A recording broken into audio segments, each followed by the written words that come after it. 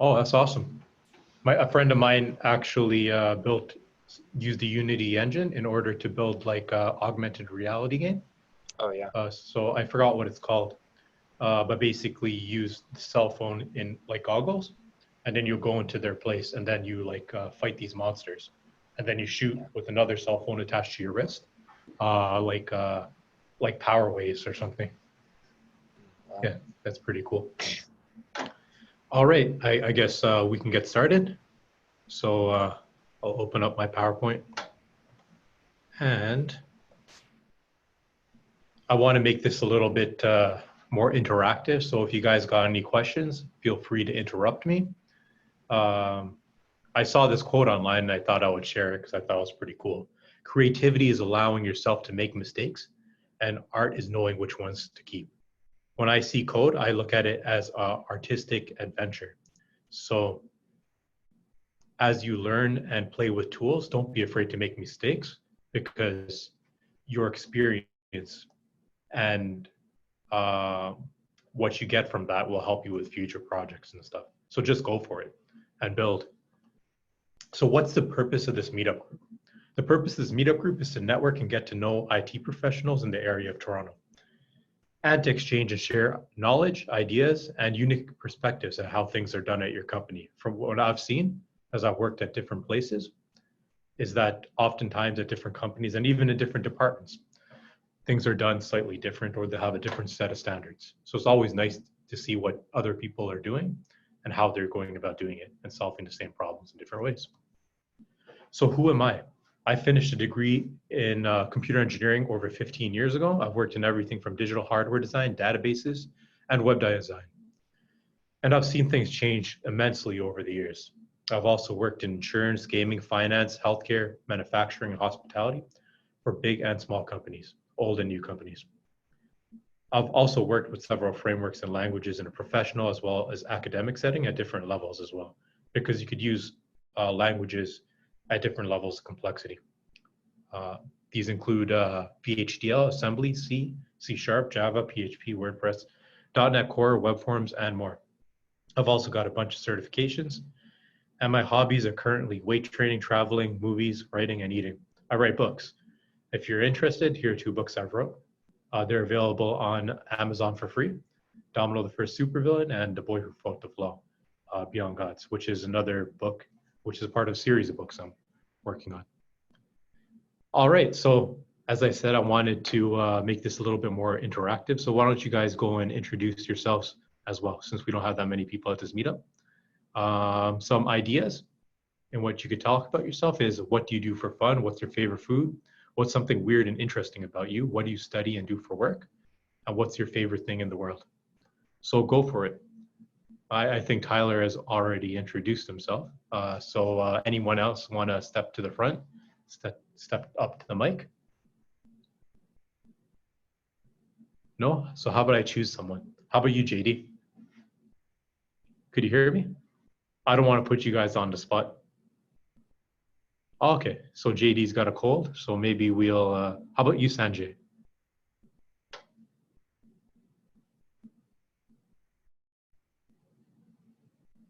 Could you hear me, Sanjay? Yeah, hi. Can you hear me? Yeah, I can hear you. Yeah, this is Sanjay. I'm actually working for one of the Fortune 200 companies. I have a passion for .NET, so yeah, I thought, okay, cool. but I'm not. I'm working on different technologies because of the business. So Okay. yeah, that's I just came here to get to touch the .NET Core thing. Okay, cool. That's great. Hmm? Is there anything weird and interesting about you? Oh, yeah. So I actually ended up in, like a jack of all trades. So I kept my foot in different technologies. So yeah. So I'm after 12 years, I'm trying to streamline my career. Oh, okay, that's cool. It's always good to learn new things, especially with how Yeah. rapidly things change, right? Yes, that's what. So I'm trying to set myself a proper career path. So stick to one place instead of, going everywhere. So. But it's kind of hard with technology with how rapidly things change. So you don't know what's going to stay and what's going to change, right? Yeah, that is true. But when you have 12 years experience and when you say, I know I have done some mobile apps, what people think is I did mobile app for all the 12 years. Ah, I see. Yeah, Yeah, it's very hard yeah, because it's very hard to convince people that I know this and that. Yeah. So, oh, okay, that's pretty cool. mhm. Did you go to school in Toronto? Oh no, actually, I'm from India originally. Oh, okay. I stayed in US and then after 6 years, I came here. I'm new to Canada actually. So Oh, okay. Canada I'm is really actually cool. surprised you came to Canada because the US, the currency exchange rate, it would be better to work in the US right now, Oh, especially I with 12 actually years. feel Canada is better. You have good food. Food is really affordable. Actually, I can eat lot of, Oh, oh, lot okay. of. Yeah, I We guess like so. my whole family like Canada, and yeah, we had a newborn here. So yeah, Oh, awesome. very Yeah, blessing. I guess it's better to raise kids here. Yeah, All that right. is true. Yep. Mhm. Now, So I guess we'll go on to the next person. Nice. So how about you, Ariva? Could you hear? I don't see a mic next to your thing, so I guess you can't speak. And Tyler already introduced himself. All right, so I guess we will continue.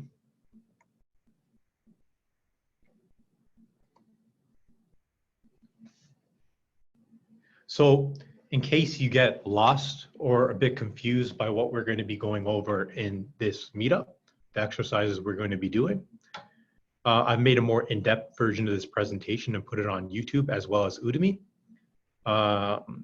for building apps rapidly with .NET Core MVC.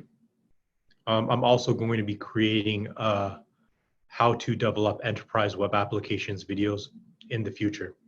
I haven't actually seen any courses out there that show how it's actually done in bigger companies and how they tend to structure it or actually split it up. So I thought I would do that and the reasons behind it. If you would like the link to the YouTube playlist with the how to rapidly build with .NET Core MVC, this is the link right over here at the bottom. I'll also post it in the meetup in a moment. All right, so let's get started. Oh, did someone want to talk? Oh, Ariva, do you want to introduce yourself? I could hear you now. The mic suddenly appeared. Or not, that's okay. Okay, I will mute you. Okay, so introduction to .NET Core. So what is .NET Core? .NET Core is a Microsoft framework, and a framework is basically a bunch of code which offers pre-built functionality. It's a rebuild of the .NET Core framework created by Microsoft originally, and it's its newest version. With every version of the .NET framework, they tend to change the standards that underlie it. This version is faster and takes up less space. It is also free. Older versions of the framework were not free. So you might be asking yourself, why did I choose to go over the .NET Core framework? yeah. Go on. Yeah. Hi. Actually, we hear a lot of feedback, and then we Feedback? can't see this. Oh, you hear feedback? Is that better? I'm not sure if it's... No, actually. Still able to hear? I think it might be on your side because I don't hear it on my side because I just got a mic and I'm using earphones. So shouldn't be able to hear anything. Let me see.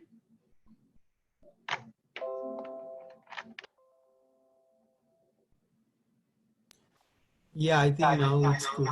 Okay, that's good now? Okay, yeah, I was just using a headset.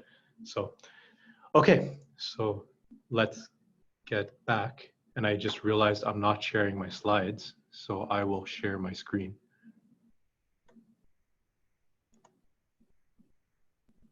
And I will share the screen.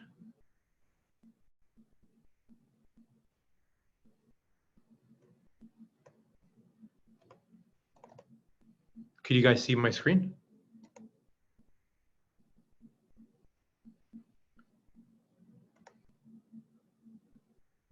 Okay, so considerations before using a framework. I think you guys should be able to see my screen. I chose .NET Core for a reason. It's because as I've been working in the field, I've realized a couple of things. Firstly, you have to ask yourself, how easy is it to hire knowledgeable and skilled developers for maintenance of your application? Because even if you do build it, you'll probably want to move on to different projects. And in that case, you're going to need other people to come and take over building for you, right? So before using a framework or language, you have to see how easy it is to find other people that could actually build or utilize that framework. What are the costs associated with using the tools associated with that framework or language? Because not all frameworks or using the tools associated with it are free. How mature is the language and how fast does it change? Because immature languages that are in their infancy stage tend to develop very rapidly. How secure is the language? Because older languages, if you're building a web application with it, will have security loopholes if you don't know how to actually code around it. Consequently, what this means is that if you build a web application without knowing those holes, you'll be able to exploit it. Or any guy that comes in and does a Google search will be able to mess around with your application. Some languages actually seal those up. So you can actually code out an application without understanding those underlying faults or common vulnerabilities, and it will not be vulnerable by default. How fast and easy is it to build with a particular language? Because there really is no benefit in switching to something else if it isn't fast and easy to learn, right? Especially if you're bringing other people on in order to build with it. Also, cross-system compatibility. Could you use it on various devices as well as platforms if you were to build with that language rather than having to rebuild another application in order to deal with those different devices? How large and active is the development community using the language? Because if the development community isn't large and very active, or it was previously active, what will happen is that you might run into an issue, especially if you're using it newly, that no one has actually encountered before. And you won't be any solutions on the internet, and you're going to have to figure it out yourself. What are the benefits of using the language over another? Because why switch to another language if you don't know how to, if there are no benefits to using that other language rather than based on hypes, and whether this language will stick around? Because I've seen a lot of applications from legacy systems where the actual programmers moved on to different technologies, and it's so hard to find other people to use that technology that are skilled in it because no one programs it anymore. So many languages have existed and phased out. And how much will maintenance costs and upgrading for upkeeping the system be later on? And how easy is it to integrate the system with other systems? So that's just a blurb I thought I would throw in based on what I've seen. So what are we going to be learning today and working with? We're going to be dealing with .NET Core MVC. MVC is an abbreviation for Coding Design Pattern. It stands for Model View Controller. It allows the separation of code functionality into different groups. So you have the models, which are code that represents the structure of the data that you're going to be storing. The views, which are code for what you view in your browser. So that's actually what's shown to you. And controllers, which is basically where all the processing of the information and the core heart of your code will lie. By separating it into these different sections, it makes it more readable and easier to deal with and maintain later on. Does it make sense? It will make sense when we start building. And we're going to be using this today, as I said before. So why did I choose this particular framework to show you? It's fast to build with, it's free, it's structured, and it's good for building out maintainable websites and teams. And it can run on multiple operating systems. Previous versions of the .NET framework were highly coupled to Windows operating systems and IIS servers, which is a type of web hosting server. So why use the Visual Studio's IDE? Because there are a lot of IDEs out there, and you could code you could actually build websites with them. So why did I choose Visual Studios instead of, say, Visual Studios Code? Well, number one, it does a lot of the code work for us. It's highly configurable, and has tons of supporting tools for unit testing, database migrations, comparisons, performance testing, integration, reporting, analysis, smartphone development, and more. It'll make your life easier if you know how to use it properly, and faster. It'll cause faster development. So just on a side note, I thought I would mention this before. MVC is just one type of website that Microsoft has come up with in the past. There have been several, like ASP, Razor, Web Forms, Blazor, REST, and MVC over time. So they've actually changed how websites are developed. The reason why is mainly because what was happening in the past is that the computer hosting the website would do a lot of the work for you.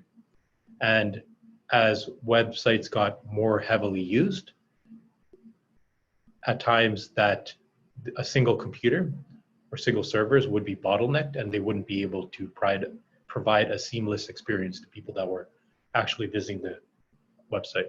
So as a result, what they started doing is pushing off the work from the web hosting computer to your browser. So you're actually doing some of the actual website work on your browser. And so that's why these things evolved, in addition to more maintainable code. But we'll be working with MVC today, which is predominantly server side. REST is the evolution of the web patterns, and then Blazor is Microsoft's newest technology that came out more recently, but it doesn't work with older browsers. Okay, so why code a website when you can use WordPress, Shopify, Wix, or something else that does it for you? My thoughts as of 2020, and this might change, I think that they are great and offer quick out-of-the-box solutions. Use it if you can accomplish what you need quickly. There are a lot of scenarios, and the majority of scenarios, especially for small businesses, just need this. You don't have to know as much in order to use it, because you could simply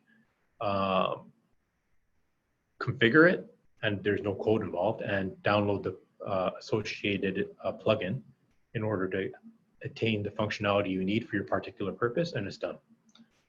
Furthermore, it's cheap and fast. 30% of the websites on the internet currently use it because of this. However, there are some shortcomings as of now. Future versions might compensate for this as they upgrade, because technology is rapidly changing.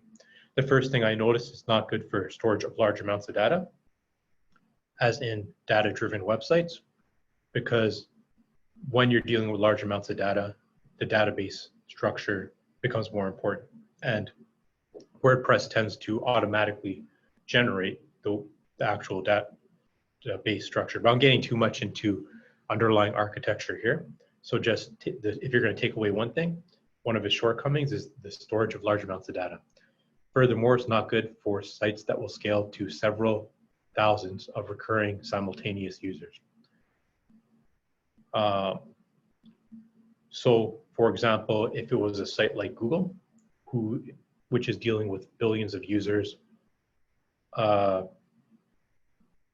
day at the same time, it might actually cause some performance hits, and end users that are using your site will notice it. But for most websites that are used currently, you're not going to notice that, because they're not getting that many users.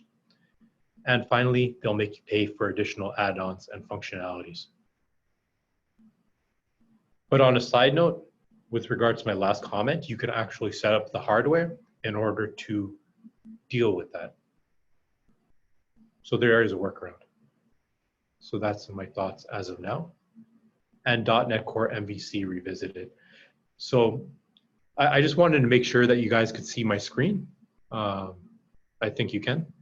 I'll check the chat.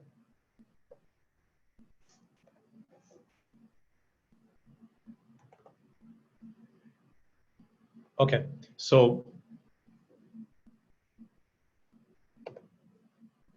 okay, cool. So .NET Core MVC Revisited. So the different groupings of code, like the model, view, and controller, have slightly different languages that are used on each layer. So in the model, which describes the structure of our data that is to be stored, we use C#. In the view, we use Razor, JavaScript, HTML, and CSS. And the controller, we use C# and LINQ. LINQ is a language used to deal with the database. So interact with the database via a .NET Core MVC web application. The great things about using the Visual Studio's IDE is that's going to generate a lot of our code for us, which we'll be getting to in a moment. So what is Razor? I mentioned Razor is used into views. It's basically C# you can run in your views. So if you recall, at the heart of the internet, HTML pages are used to present data. That's what you see in your browser. With C# and using it in your actual view, you could auto-generate a lot of HTML that you would otherwise have had to type out. And it allows for you to create more dynamic, complex HTML pages with less code. So that's the strength of Razor. So how the actual code groupings work together. So the view interacts with the controller, and the controller interacts with the model in order to access the databases. The views don't interact with the model, at least for this presentation, they don't. And this is how communication works and data is transferred between the different groupings of information. Okay, and before we start actually coding, I wanted to mention the frameworks that make our life easier. So we're going to be using frameworks because they reduce the amount of code we have to actually write out, and they speed up the development time and make things more maintainable by already having access to functionality that we might need in the future. So why are frameworks making our life easier? They standardized frameworks automatically are integrated via Visual Studio so that it'll automatically be set up for us. And in the case we want to integrate it with third-party systems like Facebook or Instagram, that functionality is already there, and we just gotta configure it. So the frameworks we're going to be using today are Identity Framework, which is for setting up user login functionality.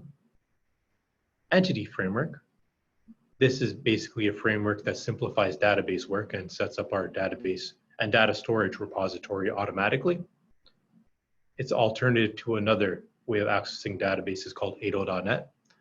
And Bootstrap, which is a CSS framework used for providing a cleaner viewer experience and displaying your website on different applications seamlessly. Okay, so let's get started. So if you have Visual Studio's 2019 installed, let's create a new project. We are going to call this project a fast web app. And, whoops, no, we're going to select from this screen ASP.NET Core web application, and then click next. Make sure it says ASP.NET Core web application and not ASP.NET web application because they're different things. You might, based on how you installed Visual Studios, you might have more than one of these. So make sure it says ASP.NET Core web application. Click next. And then for the project name, type in a fast web app. Then click create. And what Visual Studios will do is open up a new screen, which says create a new ASP.NET Core web application. Select the MVC controller and make sure ASP.NET Core 3.1 is selected. As you can see, if you recall, .NET Core is a framework that gives us access to pre-built code and functionality. There are other types of web applications that could be automatically generated for us, including Angular, React, and React.js and Redux. These are applications that use a REST framework on the back end and Angular or these different languages on the front end. And they distribute the load between the client and server computers. So let's select Web Application MVC Controller, and then for authentication, let's click Change. And as you can see, what we're doing here is automatically setting up how people will log into our site and how users will be managed. This automatically sets up the identity framework, which will control user access to our website. So it'll set up a login for us, basically, essentially. So we're going to select individual user accounts and say that the actual information is stored in-app. It doesn't have to be this way. You can also connect it to existing user store on the cloud in case you're storing your users on the cloud. And the cloud is basically someone else's computer. Or you can integrate it with different user management applications like Active Directory or Office 365. All you have to do is put in the name, or you can utilize Windows authentication for intranet applications. Those are applications that run within a network. So the beauty of using the Visual Studio's IDE is that it automatically sets this up for us. So we're going to select individual user accounts and then click OK. And the authentication says individual user accounts, and that's automatically selected. And then click Create. And what's happening now is that Visual Studios is generating a web application for us, a template web application that we could actually view via pressing this play button at the top of the Visual Studio's IDE. So let's run our web application and see what Microsoft automatically generated for us, the template web application. So I'm pressing play, and we wait a bit. And it will start in a moment, and boom, it automatically opens up in my browser.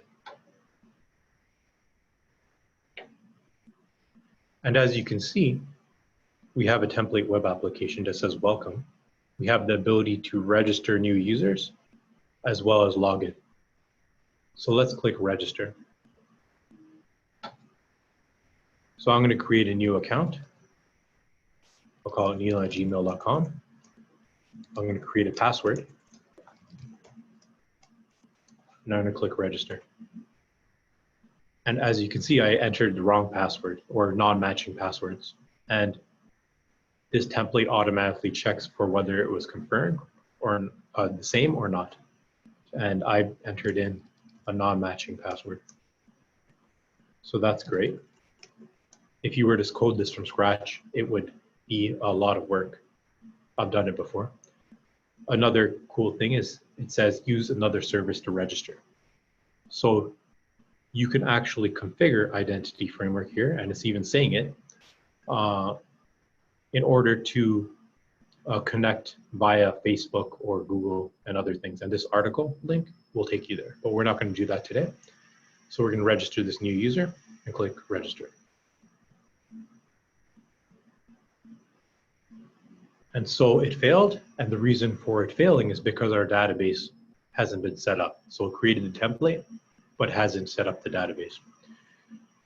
So when we generated our project, actual temporary database was created for us in our app data directory via Visual Studios. However, it's empty. So we have to click Apply Migrations in order to create the data structure to store users on the backend. And it'll do this automatically. And when it's done, it's going to say refresh your browser. So let's try refreshing the page. I'll refresh it, resubmit the form, and now it refreshed. Now it's giving us this message, register confirmation. This app does not have an email sender registered, so it can't send emails. And it also gives us instructions on how to set that up. So for now, we had to just click here to confirm our account. Otherwise, it would send out an email that would, we would click the link in the email and it would register our user. So that's automatically set up for us, which is pretty amazing and less work. So let's click here. And our email address is confirmed. So we have an active user now. So let's log in. And log in, and boom, I'm logged in. As you can see at the top, it says hello, neilin@gmail.com. That gives me the option to log out. So we already out of the box have the ability to register users as well as log in and log out. Neelam, I have one question. Yeah, go for it. Yeah, where is the database created? We never configured any database name or anything, right? So it's automatically set up by Visual Studios. So we actually have a temp directory in Windows called app data.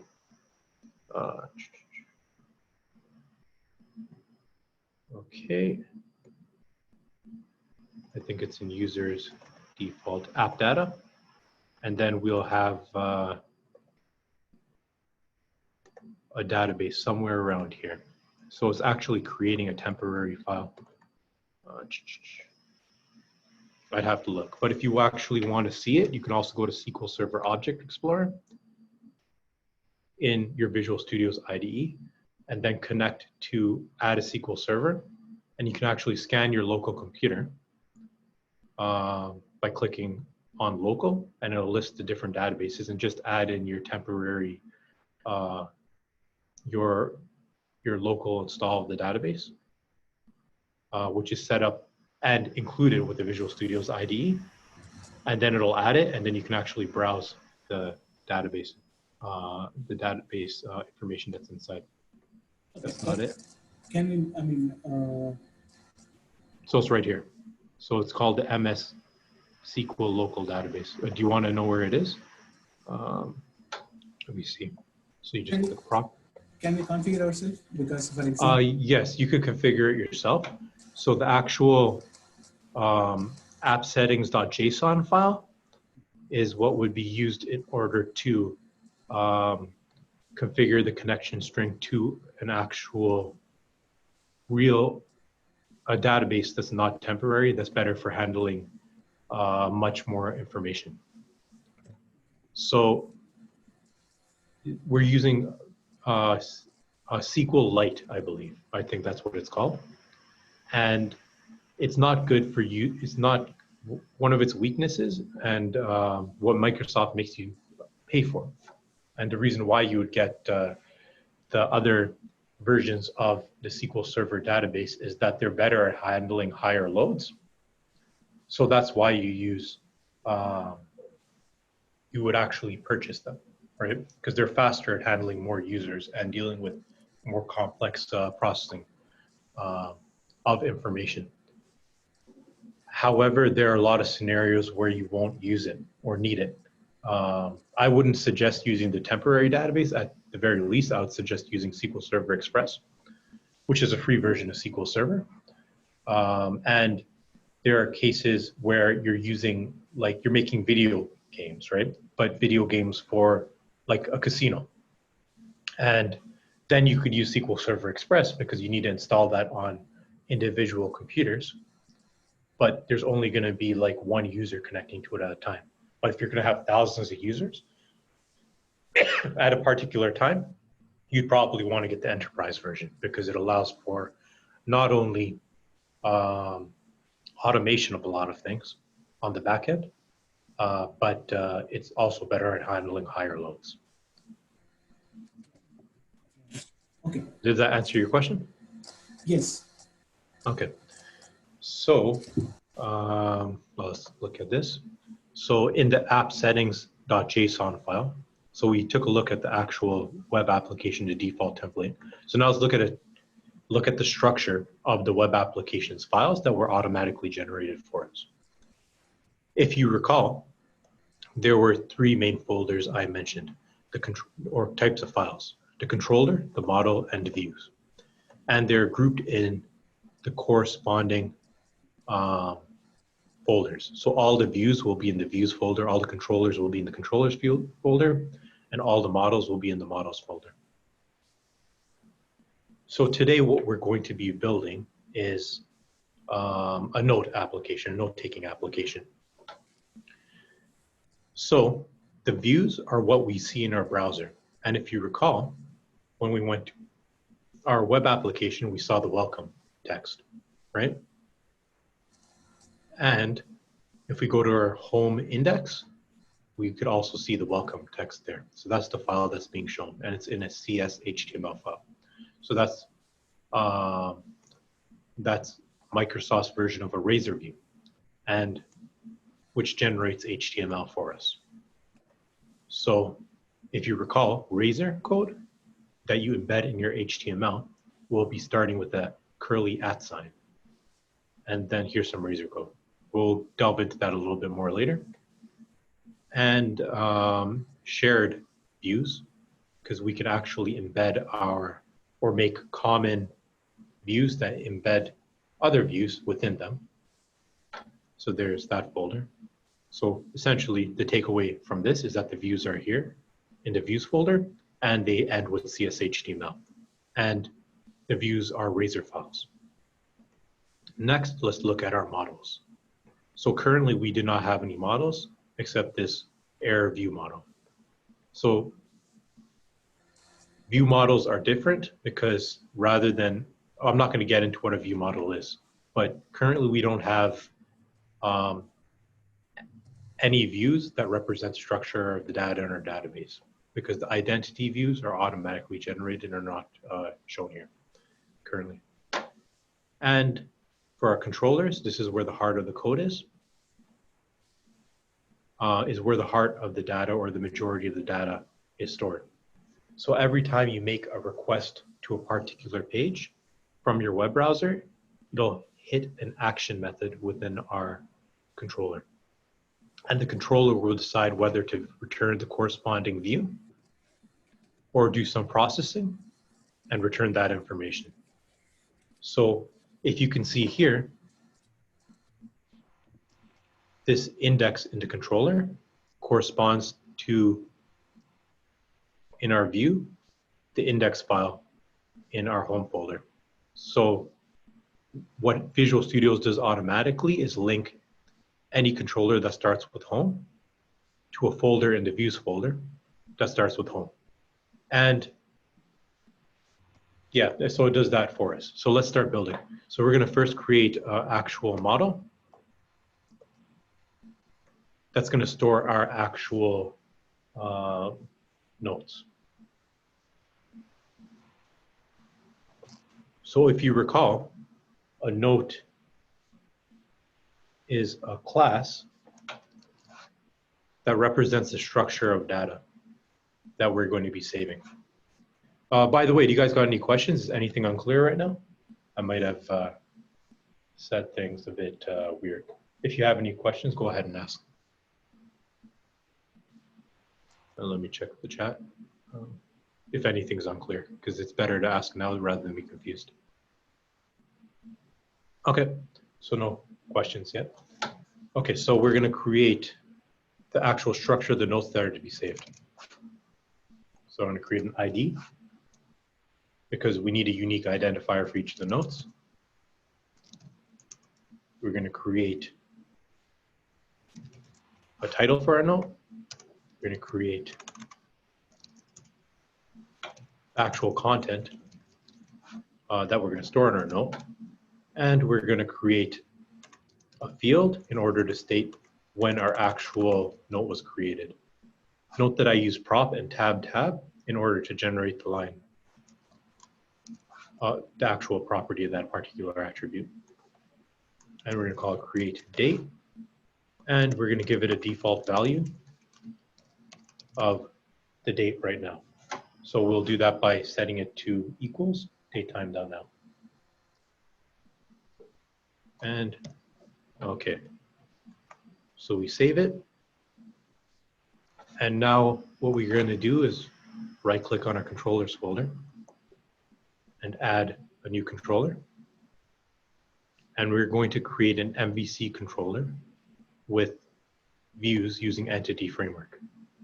What this is going to do is automatically generate the read, write, and edit and delete operations for us. So this will automatically be there for us. And we're going to say we're going to create it using the notes class, which defines the actual structure of our data. And then now it's asking for a data context class. We'll get into that in a moment, but basically the data context class tells Visual Studios that this particular file is a view that's going to be mapped to the database for storage. So we select that and we just click add. And automatically Visual Studio's IDE is generating this for us. So what we're building today is a data-driven site. So where are data-driven sites used? So if you were to build an accounting actual application or a site that needs data inputted into it, that's a data-driven site. Oftentimes, what is needed in a lot of companies is the ability to verify data on the fly rather than having people visually verify that information. So by creating a data-driven site and having them input it into a website rather than writing it on an Excel file or on paper and having it manually entered into a spreadsheet, you reduce the errors and passbacks that are required because it automatically does all those checks for us. Yeah, I have So- one question. Go on. If it is DB first entity framework, how are you going to create that view and model in the same way? Sorry? If it is DB first approach, Database first. if the database first, so how we can map this view and model can be the same, and how you can use that? So you would actually have to link it. So you can actually import your database and then you would generate the models automatically. That is in the context, right? In the context, no, there's actually, I don't want to confuse people, so I'll make another video or set that aside for another time. So this is a code first approach. Sure. So what that means is that you write the models and it'll generate the database for you. In the actual case of a database first approach, in case other people don't understand, you create the database tables in order to generate the models for you.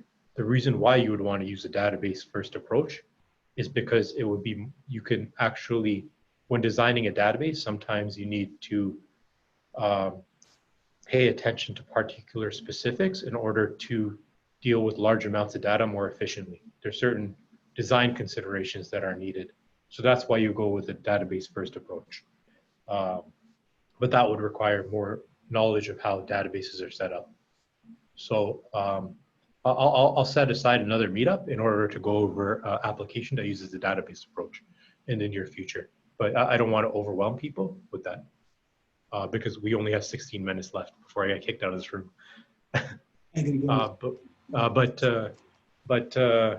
Yeah, so then we would actually import something called the EDMX file, and that would represent our database and have our database's structure in it, imported from the actual database, and it would generate the models for us.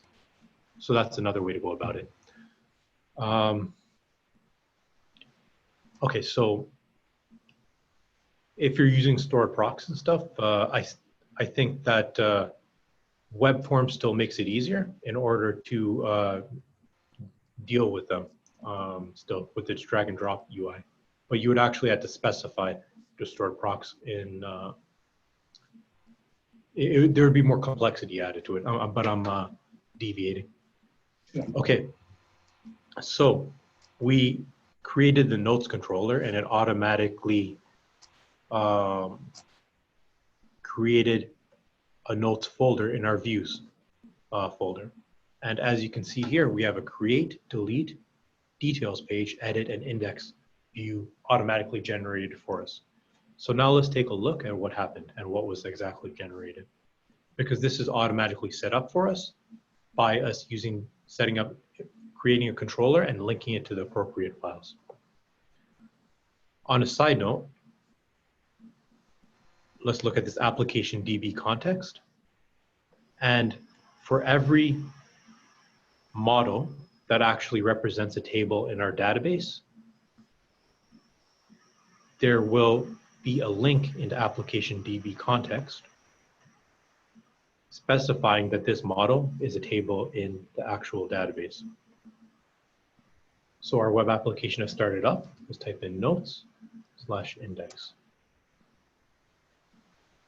So we'll click there and look at this interesting error. It says add migrations, migration name, and update database. Does anyone know what this means? Yes. Okay, so what is it? Because we only specify the schema, it is not created actually. Yep. So basically, the reason why that error was given is because we need to specify So we made changes to the models. We created a model. However, that table in the database doesn't exist. So if we were to look at our SQL Server Object Explorer and look at the database that was created with our web application, a fast web app, and click on the tables folder, there are no tables in here except that default user tables. So our notes table doesn't exist. But if we were to create a migration, let's call it add migration in our package manager console. So this is how we update the database. So we'd add a migration and call it notes. And what will happen here is it's automatically going to generate the code in order to update our database. And as you can see, there are two code segments, the up and the down. What this means is that if we're going to create tables and stuff based off our models, the up is going to create them. And if we click down, it's going to remove whatever changes we made. So you can actually create several migrations, and each subsequent migration will build up your database and make changes to it and allow you to revert them. The benefit of that is that this is automatically done for us. In several web applications, the way things are commonly done this day, there is a separate team that actually manages database changes over time. So this increases maintainability at the expense of speed. But I won't delve into that currently. And some may argue that it's also less secure, but because of Microsoft's history of security vulnerabilities. But I don't think that's important because most people won't exploit your actual web server, especially in small intranet environments, which is where you would use this rather than open websites. Okay, so as we can see here in our up, we create a table called notes. And now that we created the migration file that's going to update our database, the instructions are here, what we had to put in next in our package management console in order to update the actual database. So I'm going to click update database. And what this is going to do is create the table. So if we were to refresh this folder, now we have a notes table with all the columns we specified. So we created a title, a description, and a create date. And if we look at our model, we also have a title, description, and create date field. Okay. So now let's refresh this page.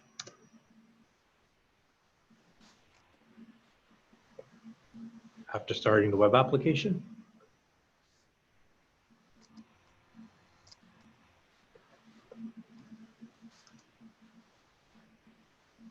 And we have this template page automatically generated for us.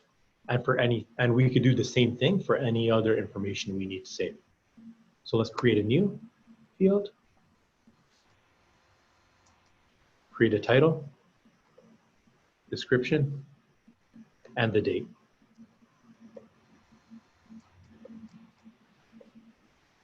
And then click the checkbox. Now we select the time. And then click create. And so as you can see here, we automatically saved this information without us having to do any work. But there's something weird happening here.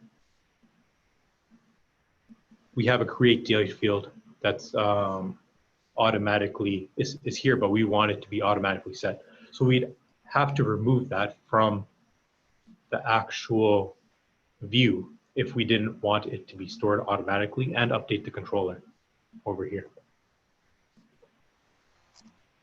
in order to remove that information from being asked for.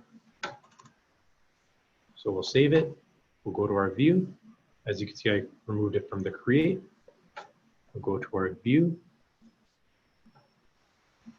We'll remove this field, the HTML for storing this field. We start up our view.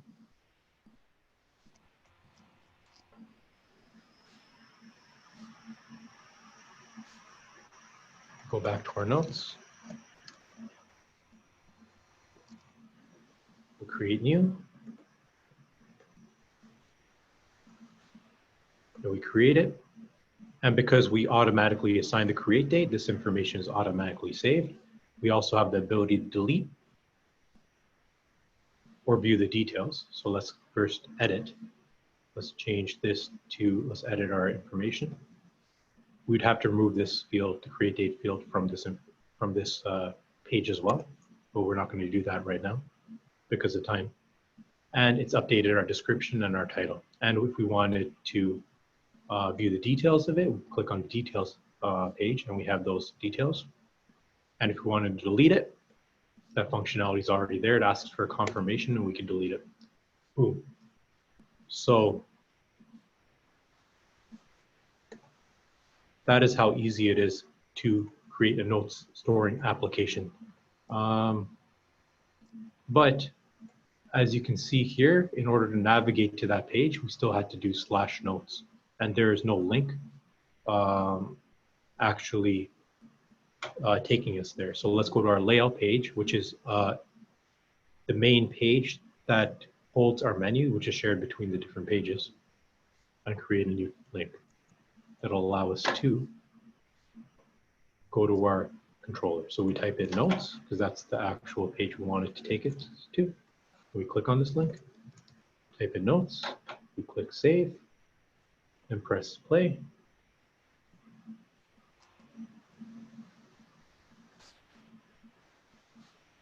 And we have a notes link. So that's how easy it was to link this notes.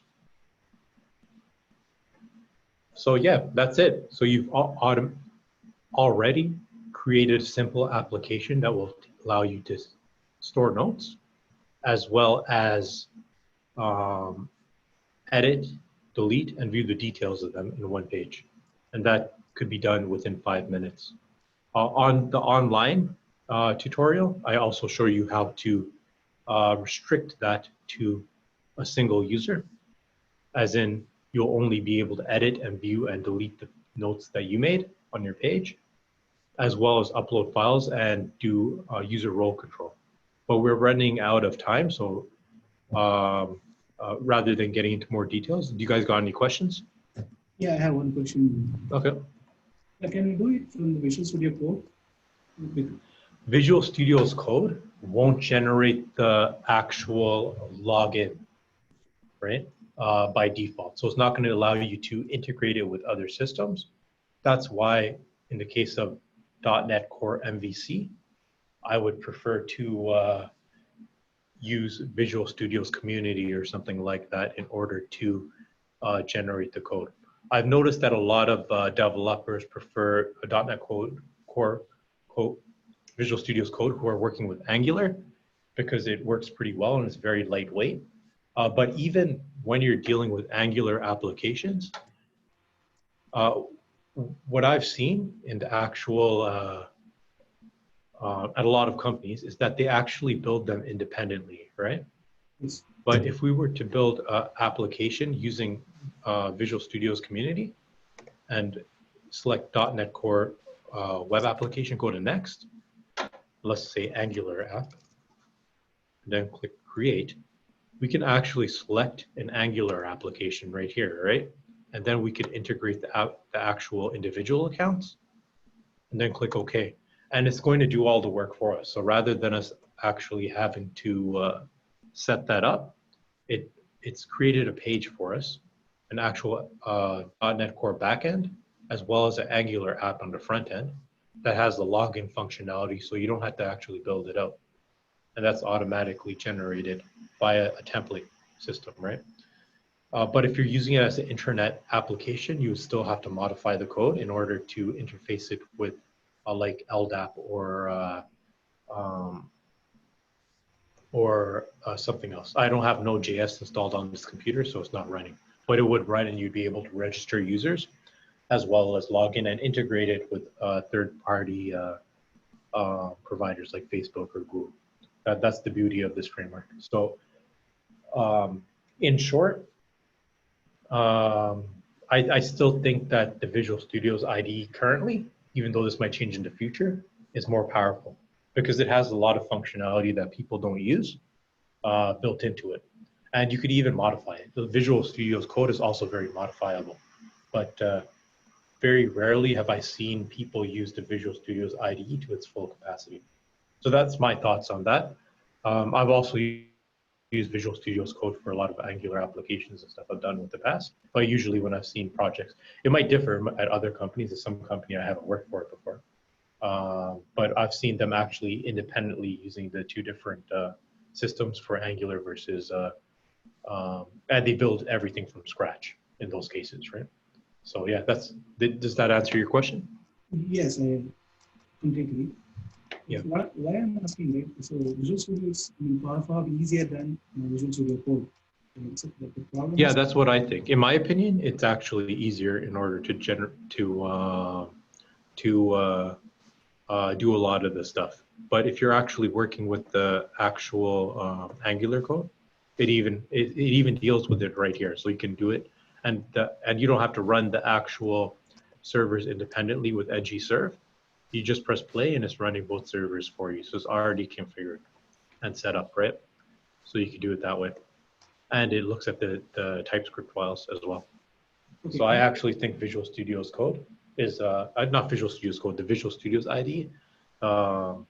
It just does more for you. So a lot of the tutorials and stuff you see out there are actually showing how to build Angular apps with Visual Studio's Code. So I don't see many using actually the Visual Studio's IDE, right?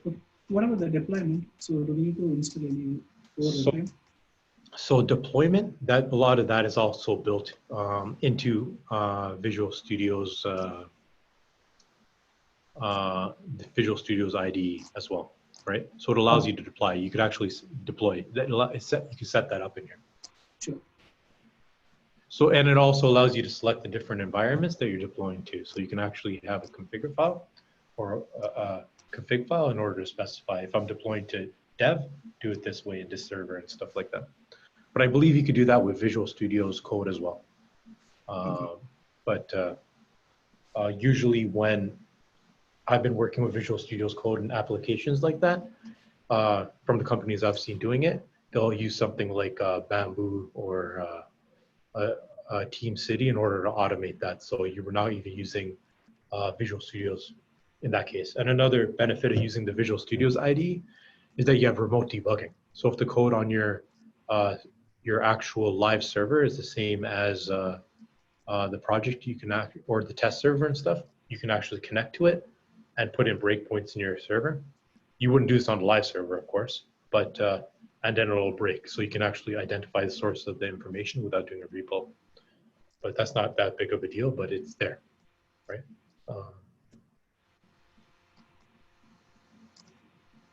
Okay, I think there are chat questions. No problem. Any more questions? So as a reminder, there's a more detailed tutorial on how to do this plus more for quick building of MVC applications on Udemy and on YouTube. I have it as a playlist, so it's free if you want to go into it, so you can rapidly build out these applications. I think I better explained it there. So it goes more in depth into restricting users to particular pages, as well as uploading files, as well as user management. So yeah, that's it for now. I'm going to get kicked out of this room soon. So does anyone have any more questions?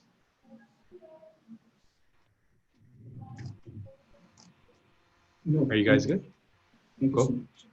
Okay. What's the question? No. I said thank you so much. Okay, no problem. Thank you guys for showing up. I hope this was insightful. And yeah, follow me on YouTube and stuff. I'll be posting up a lot of more interesting lectures. I'm planning on doing one with regards to Angular and REST next, and building out applications rapidly using the Visual Studio's IDE. And I also do security lectures, introduction to like application hacking is coming up, as well as sometimes we'll have guest speakers on newer technologies like Kubernetes. We had one, I think last week. And yeah, so nice meeting you all. Have a great rest of the day, and I hope to see you at another presentation later on. Okay, take care, guys. Thank you. Thank you. Good day.